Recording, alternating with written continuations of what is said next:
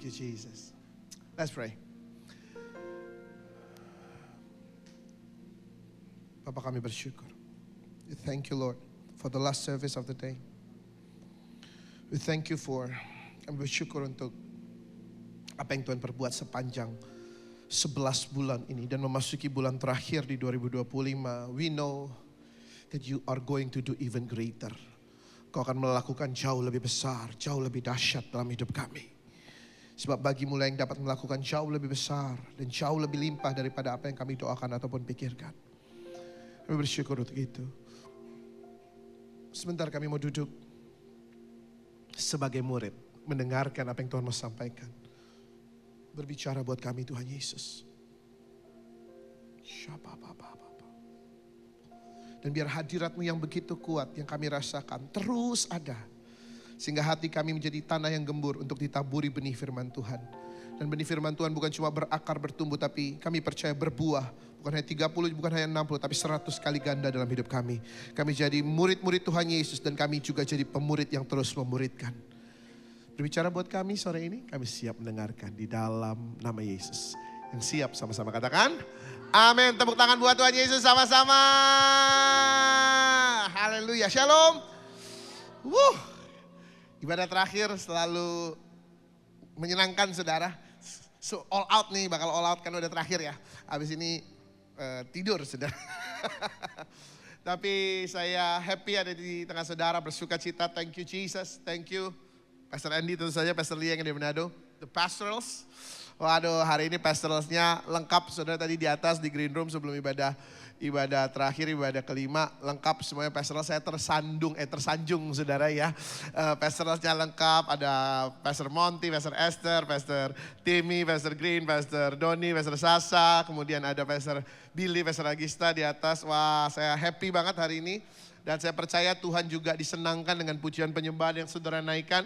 Berapa yang merasakan hadirat Tuhan sore hari ini, yang merasakan hadirat Tuhan sorakan. Wuh, haleluya.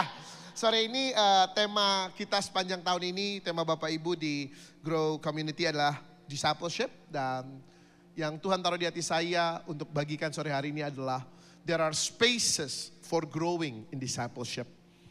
Ada ruang-ruang di mana kita bisa bertumbuh, semakin bertumbuh dalam pemuritan yang sepanjang tahun ini udah diajarin. Karena saya yakin dan saya percaya pemuritannya jadi murid dan menjadi pemurid bukan cuma di 2025 doang. Aduh, yang amin pastoral doang nih. Sekali lagi ya, jadi murid dan jadi pemurid bukan cuma di 2025 doang. Gitu dong. Berarti masuk 2026 kita tetap jadi murid, tetap mau jadi pemurid. Bahkan sampai Tuhan Yesus datang kita tetap jadi murid Tuhan Yesus. Dan kita tetap mau memuridkan bangsa-bangsa. Yang mau tepuk tangan buat Yesus sama-sama. Wuhuu. Lukas pasal 6, 39 sampai 49, 11 ayat. Walaupun ini ibadah terakhir terlalu panjang juga. Jadi saya kasih tugas mumpung temanya pemuritan. Jadi ini kan dosen ya, jadi dosen suka ngasih tugas nih. Jadi dosennya ngasih tugas, nanti kalau pulang mau makan malam di food court atau di restoran, sambil nunggu makanannya datang dibaca Lukas 6, 39 sampai 49. Ya, jadi tugasnya cuma itu kok, baca firman yang gak kita baca secara langsung di ibadah ini. Jadi nanti waktu lagi makan, waktu lagi di mobil, waktu lagi di transportasi online, di busway, dimanapun, baca lagi. Tapi saya mau highlight dari Lukas pasal 6 ayat 40. Lukas 6 ayat 40. Di ayat 39 Tuhan Yesus bilang, Dr. Lukas katakan, lalu Yesus menceritakan sebuah perumpamaan yang lain lagi. Dengan kata lain, ini pengajaran yang baru yang Tuhan mau berikan. Dan di ayat 40-nya, Tuhan Yesus ngomong gini, bolehkah kita baca sama-sama yang bagian TB saja? Bagian terjemahan baru, yang mau baca firman katakan, amin. Yuk baca sama-sama, 1, 2, 3. Seorang murid tidak lebih daripada gurunya, tetapi barang siapa yang telah tamat pelajarannya akan sama dengan gurunya. Bapak Ibu yang dikasihi Tuhan, ketika Dr. Lukas bilang Yesus mengajarkan sesuatu yang baru, menceritakan perumpamaan yang lain lagi, topik yang baru ayat 40-nya bicara murid.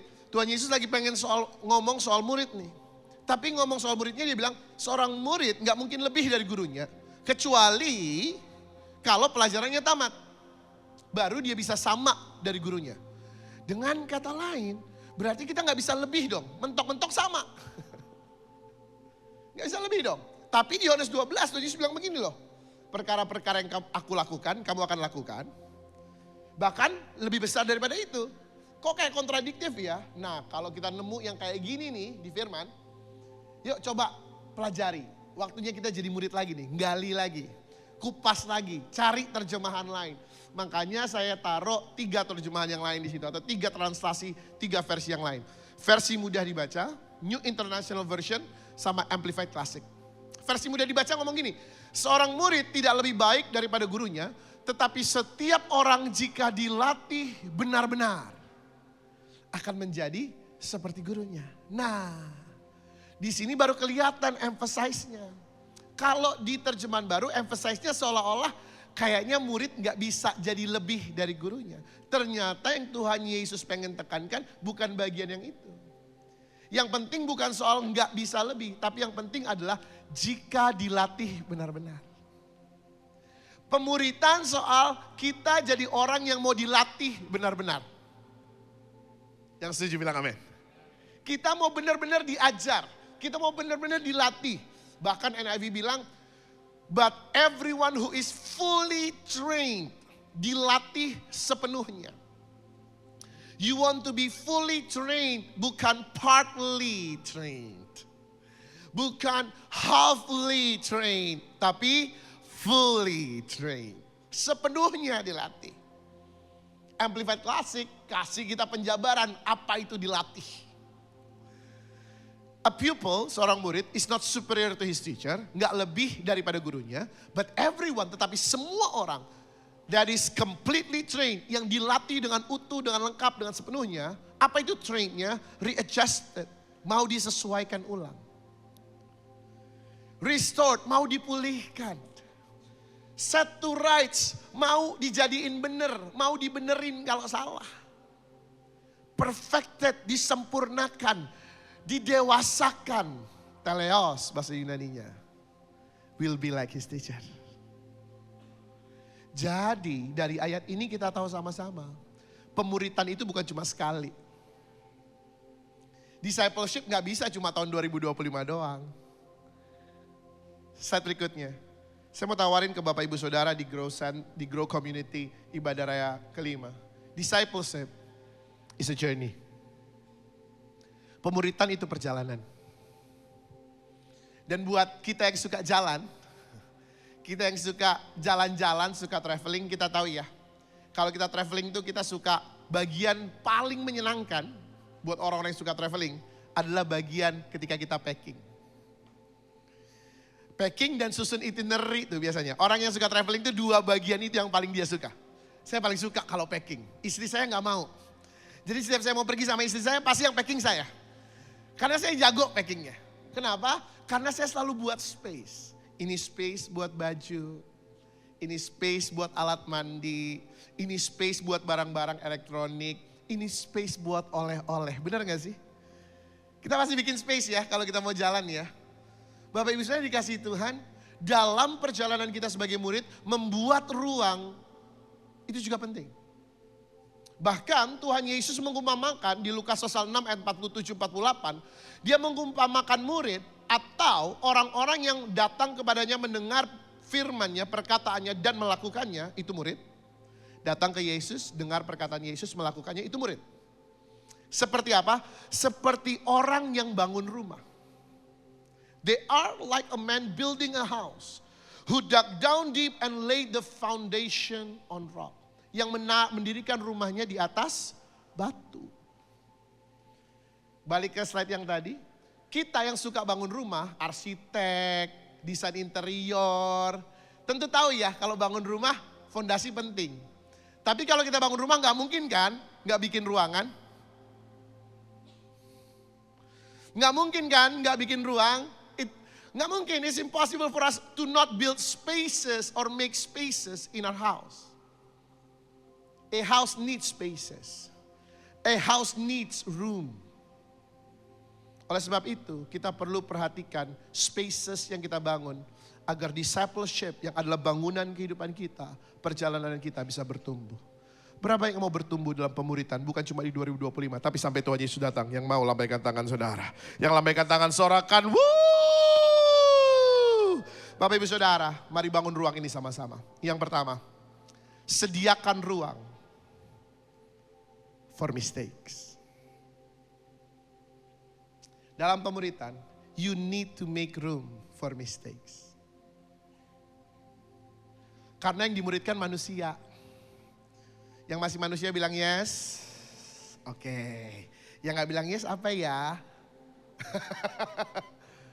Oke. Manusia tends to make mistakes.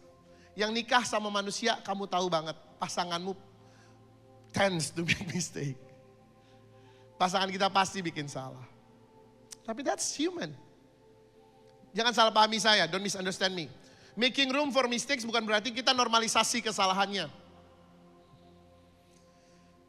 Oke? Making room for mistakes bukan berarti kalau dia salah kemudian ya udahlah. Enggak. Kita tidak menormalisasi kesalahan ketika kita buat ruang untuk kesalahan. Kesalahan itu bukan keharusan, kesalahan itu wajar aja. Enggak berarti setiap pemuritan harus ada yang salah, enggak. Tapi kalau muncul kesalahan wajar. Yang kedua, kita enggak kompromi. Dengan menyediakan ruang buat kesalahan bukan berarti kita kompromi sama tindakan mereka yang buruk, the wrongdoings or karakter mereka yang gak sesuai sama firman. Justru kita buat ruang untuk kesalahan supaya karakter mereka bisa dijadikan serupa dan semakin segambar dengan Kristus. Fully trained. Dan ada juga orang-orang yang ketika bikin salah itu akhir segala-galanya buat mereka. Saya dulu kayak gitu. Kalau saya bikin salah, it's just the world is crumbling down before me. Dunia hancur di hadapan saya. A mistake is not a failure. Sebuah kesalahan bukan berarti kegagalan, Bapak Ibu Saudara. Your mistake is not a failure. Saya tadi diperkenalkan sebagai dosen dari Fakultas Ilmu Pengetahuan Budaya Universitas Negeri yang ada di Depok. Yang saya selalu sungkan nyebut namanya, takut dikira sombong, saya sukanya nyebut inisialnya. Saya dosen di Fakultas Ilmu Budaya UI. Itu bukan nama, itu inisial, oke? Tapi kalau kata Pastor Tim, UI lebih sombong daripada Universitas Indonesia, kata dia. Karena orang lebih kenal UI daripada kepanjangannya. But anyway, sejak Maret lalu saya dipercaya jadi manajer kemahasiswaan di fakultas saya. Buat yang pernah kuliah dan punya manajer kemahasiswaan pasti tahu ya kerjanya manajer kemahasiswaan apa ya. Saya mengembalakan, saya kasih tanda petik tuh, mengembalakan 4.000 sampai 5.000 mahasiswa aktif di kampus saya. Dan nyaris setiap malam, Bapak Ibu Saudara, selama 2 bulan terakhir ini. Mungkin ada 7-8 kali saya ditelepon tengah malam oleh para satpam, bilang ada mahasiswa yang gak tahan dengan kegagalannya, ada mahasiswa yang melakukan percobaan. You know apa yang saya bilang ke mereka ketika saya ketemu mereka, setelah mereka diselamatkan satpam, besok pagi saya harus suruh ke kantor saya. Saya bilang gini, kegagalan kamu bukan akhir dari segalanya. Saya mau katakan hal yang sama. Kesalahan yang kita buat bukan akhir segalanya. Justru ketika kita buat salah dan kita sudah buat ruang untuk itu, slide berikutnya. Kita sedang membuat ruang untuk dikoreksi. Amin. Berapa banyak yang mau dikoreksi malam hari ini? Lambaikan tangan. Artinya kita nggak mau tinggal dalam kesalahan kita. Kita nggak menormalisasi kesalahan kita. Kita tahu yang namanya salah ya salah. Dan kita mau dikoreksi. Orang yang paling sering koreksi saya, istri saya. Baru tadi dikoreksi. Anteng dikit dong, wah kata dia. Oke? Tapi saya memang gitu. Saya ini kalau tes MBTI, saya 100% ekstrovert, Bapak Ibu Saudara. Ekstrovert saya nggak pernah turun dari angka 100%. Selalu 100% ekstrovert. Yang lain tuh, yang NTP yang lain tuh, itu bisa berubah angkanya. Tapi ekstrovert 100%. Makanya waktu pandemi kemarin saya orang paling tersiksa. Karena di rumah mulu nggak ngapa-ngapain. Istri saya sampai kasihan ngeliat saya. Orang ekstrovert tuh tersiksanya kalau nggak ketemu orang. Kalau nggak gerak gitu ya, saya nggak bisa diem memang. Tapi istri saya ngoreksi saya. Untuk apa? Supaya saya belajar apa yang pantas, apa yang tepat, apa yang benar. To make room for mistake is actually to learn what is right. Untuk gak tinggal dalam kesalahan tapi belajar apa yang benar. Yang setuju bilang amin. Bapak Ibu yang dikasihi Tuhan, selain itu ketika kita belajar, ketika kita memberi ruang untuk kesalahan, maka kita belajar untuk merendahkan hati kita. Yang salah belajar merendahkan hati untuk ngakui kalau dia salah. Yang kena salahnya, imbas salahnya, belajar untuk rendah hati, untuk ngampuni. Amin. Bapak Ibu yang dikasihi Tuhan, ketika kita belajar ngaku salah, TikTok tuh bilang gini kan. Ada tuh videonya di TikTok, suami istri. Aku salah, kamu benar tapi gak apa-apa gitu ya. Tapi kalau engkau belajar buat ruang untuk kesalahan. Sampai aku salah aja deh, aku salah. Yang satu lagi bilang, aku ngampuni. Tuhan Yesus gak pernah khawatir murid-muridnya bikin salah. Slide berikutnya. Don't get frustrated when mistakes happen. Ketika kita gak kasih ruang untuk kesalahan, maka kita jadi frustasi. Kok kayak gini sih? Kok dia mainnya di situ sih? Kok dia nyanyinya fales sih? Karena kita gak ngasih ruang buat kesalahan. Tapi kalau kita kasih ruang buat kesalahan, waktu Kodoni nyanyi, kita tahu. Terdengarnya kayak gitu, ya kita tahu. Ayo kok, kita latihan sama-sama kok. Tadi Kodoni sendiri yang ngaku, jadi saya gak apa-apa ngomong kayak gini. Gitu ya Bapak Ibu ya. Justru kalau kita gak buat ruang, kitanya jadinya frustasi. We get frustrated. Bapak Ibu dikasihi Tuhan, spaces yang kita buat, mari isi dengan pengampunan, mari isi dengan koreksi, mari isi dengan keyakinan bahwa kita bisa melakukan yang benar. Dunia bilang, people doesn't change. Tapi kalau kamu dekat dengan sang guru agungmu, kamu pasti berubah. Amin. Bilang kiri kanan, aku yakin kamu pasti berubah. Ada muka-muka nggak yakin saudara, tapi nggak apa-apa, omongin aja dulu. Bapak Ibu dikasihi Tuhan, kalau Bapak Ibu baca di Lukas 9 dan 10, nanti pulang baca lagi, ada tugas lagi nih. Lukas 9 dan Lukas 10. Di Lukas pasal 9 ayat 1 dikatakan, Yesus mengutus 12 murid. 12 murid diutus, dikasih pengurapan, mereka dikasih tenaga, Alkitab katakan begitu. Mereka menyembuhkan banyak orang, mereka mengusir setan. Lalu setelah mereka balik, mereka mengalami mujizat 5 roti 2 ikan, 5.000 orang laki-laki belum termasuk perempuan anak-anak makan kenyang, sisa 12 bakul. Yang katanya kalau di Pondok Indah Office Tower 6 enggak sisa saudara. Bakul-bakulnya dibawa pulang. Setelah itu Petrus mengakui Yesus adalah Mesias, anak Allah yang hidup, dapat pewahyuan baru. Peter, James, and John, kenapa saya pakai bahasa Inggris karena ada James-nya. Peter, James, and John naik ke atas bukit. Melihat Yesus berubah rupa dalam kemuliaan. Keren banget. Lalu lompat ke ayat 46 Lukas 9. Setelah mereka mengalami hal-hal yang luar biasa itu, ayat 46-nya mereka mulai sok jago. Mereka mulai bertengkar soal siapa yang paling besar. Petrus bilang gua paling besar. Yakobus bilang gua paling besar. Yohanes bilang gua paling besar. Filipus bilang gua paling besar. Tapi Yesus bilang gini, diambil anak kecil. Kalau kamu jadi yang paling besar, jadi kayak gini.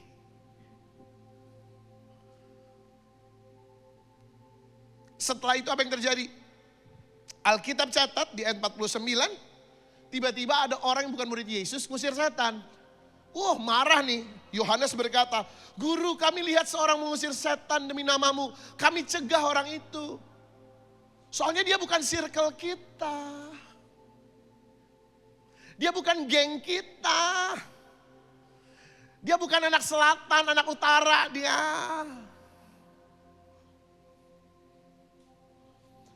Tapi Yesus gak frustasi tuh ngadepin murid model kayak gini. Kalau murid saya kayak gini, saya getok. Yesus cuma bilang, kalau dia gak ngelawan kita, dia ada di pihak kita. Setelahnya Yesus mau lewat daerah Samaria. Yesus kirim utusan bilang, guruku mau lewat sini ya, boleh ya. Orang Samarianya bilang, gak boleh. Kami tidak menerima Yesus di sini. Murid-murid tuh, baca deh, Lukas 9. Murid-murid bilang, ayo kita kirim api bakar itu desa. Bapak Ibu, kalau Bapak Ibu punya model murid kayak gini, what do you do? Oh saya karantina 3 bulan habis ini. Belajar basic lagi, ayo belajar basic lagi. Kasih, mengampuni, keselamatan, lahir baru gitu ya. Tapi apa yang Yesus lakukan? Di Lukas 10, seolah-olah enggak, yang 12 ini udah kayak gini modelannya. Lukas 10 dia kirim 70 lagi. Yesus enggak frustasi sama kesalahan. Kita yang seringkali frustasi. Yesus enggak panik soal engkau salah atau enggak. Karena Yesus tahu setiap kali engkau salah dan engkau ada dekat dengan Dia Sang Guru Agung, engkau pasti menemukan kebenaran. Dan ketika engkau menemukan kebenaran, kebenaran pasti memerdekakan saudara. Yang setuju tepuk tangan sama-sama buat Tuhan Yesus. Amen. Make room for mistakes. Yang kedua, make space for relationship. Bapak Ibu, jadi disciple itu beda dengan student. Saya ingat Pastor Z ya yang ngomong, more than a gospel. Lebih dari sekedar pemberitaan Injil, tapi menghidupi Injil. Kenapa? Karena students fokusnya ke subjek, ke mata kuliahnya, ke mata pelajarannya, ke teorinya apa. Tapi disciples fokusnya ke pribadi gurunya. Students fokusnya ke competition. Benar nggak? Masih ingat nggak waktu jadi murid? Waktu jadi students? Ranking lo berapa? Gua ranking 2 dong. Gua ranking 1 dong. Gua ranking 1 sesekolah dong. IP lu berapa? Gua 3,5, gua 3,6 dong. Gua 39 dong, gua 4. Nah di atas 4 udah gak ada lagi tuh. Tetapi fokus daripada disciple bukan kompetisi. Tapi relasi. Amin. Bangun relasi sama Tuhan Sang Guru Agung kita. Kenapa? Karena student goes after what is in the head. Disciple goes after what is in the heart. Apa yang ada di hati. Sebagai disciple-nya Tuhan Yesus, kita mau tahu apa isi hati Tuhan. Apa isi hati Tuhan buat sesama kita, apa isi hati Tuhan buat kota kita, apa isi hati Tuhan buat bangsa kita. Yuk, bangun hubungan. Bahasa Latinnya student itu studeo, artinya to study. Bahasa Latinnya disciple itu discipulus, artinya to imitate. Study, kamu belajar, belum tentu kamu niru. Tapi to imitate, meniru, kamu pasti belajar. Contohnya gini, saya punya bapak rohani, Pastor Welyar, almarhum Pastor Fetri Kumase, tentu saja Pastor Niko. Kalau khotbah suka nyanyi. Pastor Welyar apalagi suka kasih tanda di tangan tuh. Misalnya saya kasih ke kak cincin begini. Tahu tuh kak cincin tuh.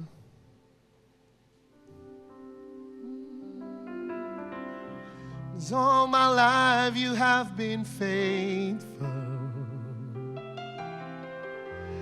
All my life you have been so good. With every breath that I am able, oh, I will sing of the goodness of God. Ini niru. Tapi karena saya belajar. Saya belajar ini artinya C. Saya belajar nyanyi di kunci C. Saya belajar goodness of God di kunci C. Pak Niko biasanya nyanyi lagu ini di kunci D, saudara. Saya turunin 1 di C. Belajar. Orang yang niru pasti belajar. Efesus 5 ayat 1. Be the imitators of God as dear children. Therefore be imitators of God as dear children. Bapak, Ibu, Saudara, teman-temanku di Grow Community Church yang saya kasihi, enggak ada imitator yang lebih baik dari seorang anak. You need to realize you're not just a disciple, you're sons and daughters. Saya nyontek lagi khotbahnya Pastor Christopher Tapiheru bilang begini. Anak jarang taat. Anak sering gagal taat, tapi jarang gagal niru, kata dia. Bapak Ibu, main di G Kak. Anak saya, karena saya sama istri kerja, sering banget diantar pakai Grab. Jadi kami suka, dia sama susnya itu naik Grab motor setiap pagi dari rumah ke sekolah gitu ya. Karena saya sama istri kerja, jadi ada beberapa hari dimana dia harus naik Grab. Satu kali saya mesen Grab dari rumah. Saya mau ke MRT Lebak Bulus, mau ada latihan di Plaza Indonesia. Latihan untuk ibadah tahun baru 2024, saya ingat banget. Lalu saya naik Grab motor itu, Grab motornya datang, saya naik. Lalu kemudian ketika saya naik, karena kita mau latihan buat ibadah tahun baru, pas banget waktu itu ada lagu LOJ itu yang bersuka dalam-Mu, Yesus Kau kekuatanku. Yang menang kemarin, amin ya.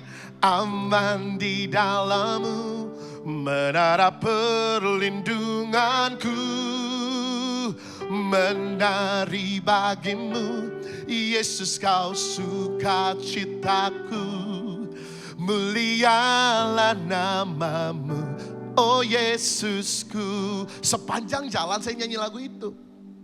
Tiba-tiba supir Grabnya bilang gini, Pak, saya udah 2 kali antar anak Bapak dari rumah ke sekolahnya yang di Cinere kan?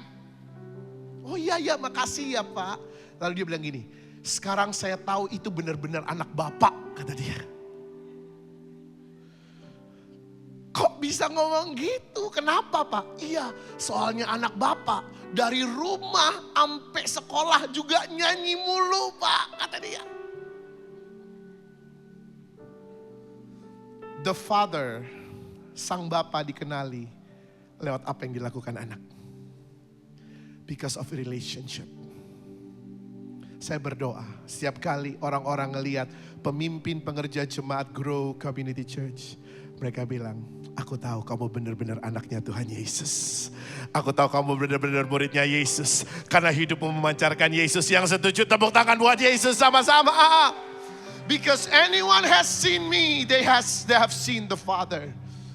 Dan anyone that has seen Grow Community Church have seen Jesus. Amen. Bapak Ibu yang dikasihi Tuhan. Make room, make space for mistake. Make space for relationship. Yang terakhir, make space for rest. Dalam kegiatan belajar mengajar seringkali kita dikejar target. Seringkali dikejar sama bab ini harus selesai bulan ini, materi ini harus selesai di minggu ini. Kamu harus bisa menguasai teori ini, aerodinamika kamu harus bisa kuasain akhir semester. Kemampuan ngitung debit kredit harus bisa selesai 1 minggu doang, gitu ya. Tapi kita lupa caranya beristirahat. Dunia kita terlalu noisy, yang bikin kita terlalu sibuk. Nggak usah angkat tangan. Saya tahu setiap malam ketika kita udah berbaring di tempat tidur, kita masih spend 2 jam, 3 jam ke depan untuk scrolling TikTok.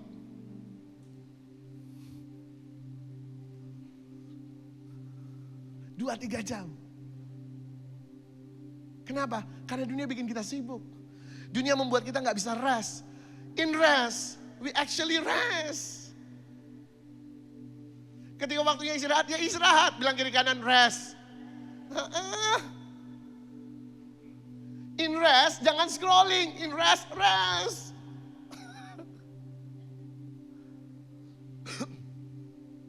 In rest, pray. Ketika kamu istirahat itu waktu paling tepat untuk berdoa. Tadi Pastor Green bilang gini, waktu kejadian demo-demo itu saya ingat banget, saya coba lihat story-nya Pastor James, story-nya beberapa teman yang dari UI, dosen-dosen saya. Saya ingat banget ketika demo besar tanggal 28 Kamis malam itu. Saya ada pelayanan di Central Park Bapak Ibu Saudara. Rumah saya di Pamulang, saya naik motor tuh.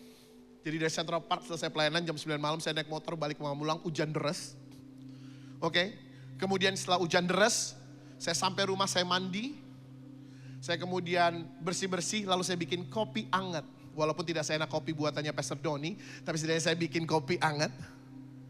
Lalu saya mulai duduk dan mulai scrolling dan saya baca ada tragedi menimpa negara ini. Oh, darah UI saya menggelegar sayang. Ketika saya dengar berita itu, darah UI saya, anak UI pasti tahu. Ya, semua mahasiswa kalau anak UI udah turun ke jalan, mahasiswa yang lain harus diem, bener gak? Iya, apalagi kalau ada teriak UI, kepala jadi tinju, UI kampusku, bersatu alma materku, UI gitu ya. Itu teriakan-teriakan demo tuh. Darah UI saya menggelegar, saya pengen banget marah. Kak cincin D-nya kak. Saya pengen banget marah, saya pengen banget beneran sama kayak orang-orang lain. Maki-maki yang bertanggung jawab, bener. Darah UI saya menggelegar.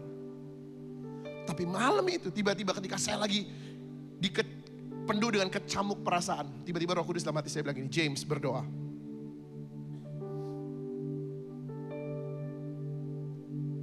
Saya gak bisa berdoa.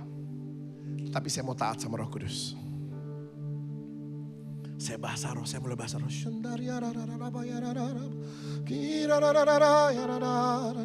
terus bahasa roh. Ketika saya terus bahasa roh, tiba-tiba Roh Kudus tuntun saya nyanyi lagu ini. And I will call upon your name. 4. And lift my eyes above the waves. When oceans arise, my soul will rest in your embrace. For I am yours and you are mine. Lagu itu terus menerus dalam benak saya. Dan pada saat saya bisa rest dalam hadirat Tuhan, saya tahu. Apapun kata orang tentang Indonesia, saya tahu malam itu Indonesia pasti baik-baik aja. Because I see Jesus, not see the problem. I see my master and I'm not seeing the waves. I'm resting in his embrace. Amin. Bapak Ibu, slide berikutnya Yohanes 3:22 bilang begini. Sudah itu Yesus pergi dengan murid-muridnya ke daerah Yudea. Izinkan saya 4 menit lagi. Dan dia, the message katakan, relax di sana. Boleh the message-nya kakak maksudnya dia. Yesus pergi dengan murid-muridnya ke tanah Yudea dan mereka relax di sana. Zaman itu kalau udah ada Netflix saudara, mungkin tulisan ayatnya, and they chill and Netflix there. Markus 6:31 katakan, Yesus berkata kepada murid-muridnya, marilah ke tempat yang sunyi supaya kita sendirian dan beristirahatlah seketika. Kalau tadi Bapak Ibu sudah lihat catatan saya sebelum ini, ketika engkau rest, Tuhan persiapkan engkau untuk naik level berikutnya. Amin. Bilang kiri kanan, next level. Yes. When you can make space for rest, Tuhan mau bawa saudara naik ke level berikutnya. Kenapa? Karena setelah Yohanes 3 ada Yohanes 4. Di mana ada satu perempuan yang tertolak di daerah Samaria, ketika dia ketemu Yesus, tiba-tiba satu desa, satu kota terima Yesus. Setelah Markus 6:31 ada Markus 6 ayat 32 sampai 56. Baca aja. 5.000 orang laki-laki dikasih makan. Yesus jalan di atas air. Semua orang sakit di seberang Danau Galilea. Ketika mereka mendarat, disembuhkan, ngalami camahan Tuhan. Selalu ada yang next level ketika kita bisa kasih ruang buat rest. Marilah kita pergi ke tempat yang sunyi dan beristirahat di sana. Bahasa Yunani dari tempat yang sunyi itu eremos. Katakan sama-sama eremos. Eremos artinya wilderness, padang gurun. Kok gak ada yang amen? Siapa yang suka lagu ini? Yang membelah laut, yang teduhkan badai, yang mustahil pun Suka lagu itu ya? Siapa yang mau laut terbelah buat kita? Lambaikan tangan, sorakan haleluya. Oh, kayaknya udah pecontekan nih. Kita semua pengen laut terbelah. Tapi tahukah saudara ketika umat Israel mengalami laut yang terbelah, habis itu mereka masuk ke mana? Padang gurun. Mungkin kita lagi di padang gurun hari ini ya. Padang gurun itu kering. Saya nggak tahu apa yang kering. Apakah rohanimu kering? Apa kantongmu kering? Mungkin rekeningmu kering. Nolnya di depan 1. Kita kan pengennya 0 di belakang 1 ya. 1, 0, 0, 0, 0, 0, 0. Ini nolnya di depan 1. 0 baru 1. Udah selesai gitu ya. Tapi dengar. Kalau engkau lagi ngalami padang gurun hari ini, Biarkan padang gurunmu jadi tempat perjumpaan sama Tuhan. Yang setuju tepuk tangan sama-sama buat Yesus. Satu kisah lagi and then we're done. Ada satu kisah 1 Raja-Raja 19, Bapak Ibu Saudara. 1 Raja-Raja 18, satu orang namanya Elia. Ngalami yang luar biasa, api tercurah dari sorga, nabi-nabi palsu disingkirkan. Ya teman-teman pemusik boleh pelan-pelan naik. Dan hujan turun di negeri yang sudah 3,5 tahun gak ngalami hujan. Oke? Tapi 1 Raja 19 ayat 4, kakak multimedia. Elia masuk ke padang gurun dan di padang gurun dia bilang, aku pengen mati. Ambil nyawaku Tuhan. Banyak ahli bilang 1 Raja-Raja 19 adalah the chapter of a depressed prophet. Pasal tentang nabi yang depresi. Bapak Ibu, mungkin engkau lagi depresi hari ini, engkau lagi penuh tekanan hari ini. Sama kayak Elia, mungkin beberapa dari saudara bilang, Tuhan ambil aja nyawaku. Tapi dengar, jadikan padang gurunmu tempat perjumpaan dengan Tuhan. Amin. Di ayat yang kelima, habis dia stres berat, dia tidur. Ini menunjukkan sama saya dia stres berat. Berapa kita yang stres langsung pengennya tidur? Mirip ya? Tapi ada kebenaran yang kedua. Dikatakan seorang malaikat menyentuh Elia dan berkata, Elia bangun dan berarti stress eating itu alkitabiah saudara. Ya, yang namanya stress eating alkitabiah. Jangan salahin ketika pasanganmu, temanmu lagi stres lalu dia bawaannya makan, alkitabiah. Yang nyuruh malaikat lagi. Oke? Ayat 6. Ketika ia melihat sekitarnya, Elia bangun.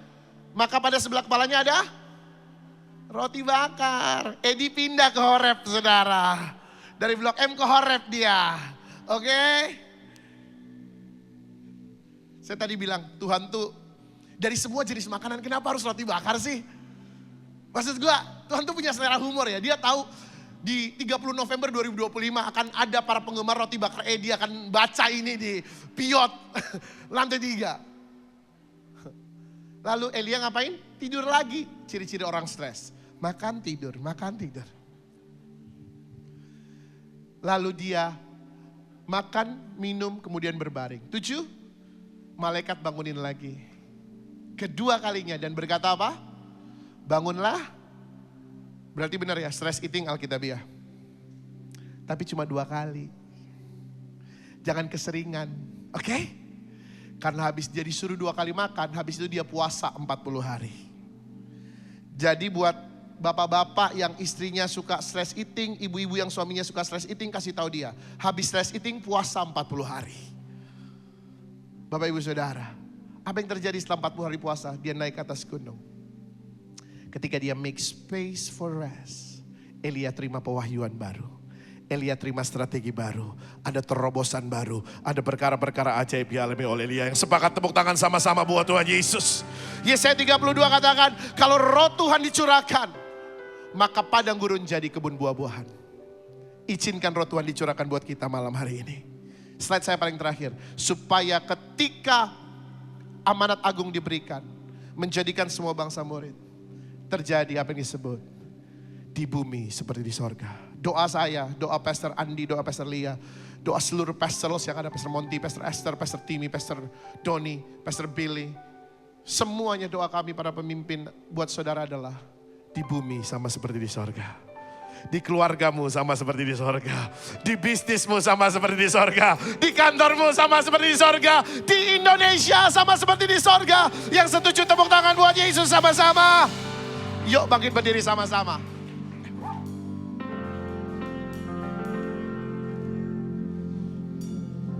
Di dalam kelemahanku sempurna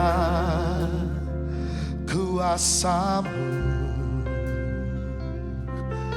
Hebatnya tantanganku, lebih hebat Tuhanku.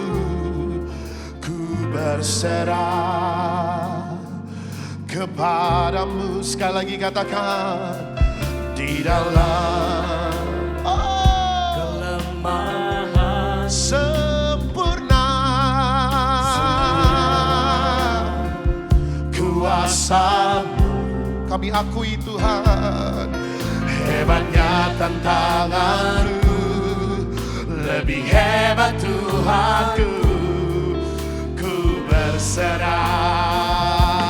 Yang berserah katakan, yang membelah laut, yang teduhkan badai, yang mustahil pun terjadi karena kuasa-Mu. Yang pegang hidupku, yang buka jalan bagiku, Kau pembuat mujizat sejati. Yang percaya Dia sanggup mengadakannya, angkat tangan dan katakan, yang membelah laut, yang teduhkan badai, yang mustahil pun terjadi karena kuasa-Mu. Yang pegang Syabarata karya sota karala mahanda, Kau pembuat mujizat sejati. Kalau malam hari ini Bapak Ibu Saudara hidupmu seperti ada di padang gurun. If you feel like you are in the wilderness, rasanya kering, saudara sulit bernafas, seperti engkau terhisap oleh pasir, jalannya terlalu berbatu-batu, engkau tidak tahu apa yang harus dilakukan. Tapi malam ini bilang, Tuhan katakan, jadikan padang gurunmu tempat perjumpaan dengan Tuhan. Amen. He is going to meet you at your needs. Dia akan menjumpai engkau di tempat di mana engkau membutuhkan. So if you are really in the wilderness tonight, bolehkah saudara dengan segala kerendahan hati angkat tangan saudara. Izinkan saya berdoa buat saudara. Bapakku berdoa buat saudara-saudaraku, keluargaku yang ada di Grow Community Church malam hari ini. Untuk setiap tangan yang terangkat, Father God, meet them at their needs. Temui mereka di saat mereka membutuhkan. Bapakku berdoa, setiap padang gurun jadi tempat perjumpaan. Setiap padang gurun jadi tempat perayaan. Setiap padang gurun jadi tempat terobosan ya Tuhan. Aku berdoa untuk setiap tangan yang terangkat. Ada laut yang terbelah. Aku berdoa ada tanda heran, ajaib, mujizat yang terjadi. Terobosan demi terobosan kami alami. Kemenangan demi kemenangan kami alami. Dan kami percaya di 2026 kami berjalan dari kemuliaan kepada kemuliaan yang lebih besar. Yang setuju, sorakan haleluya.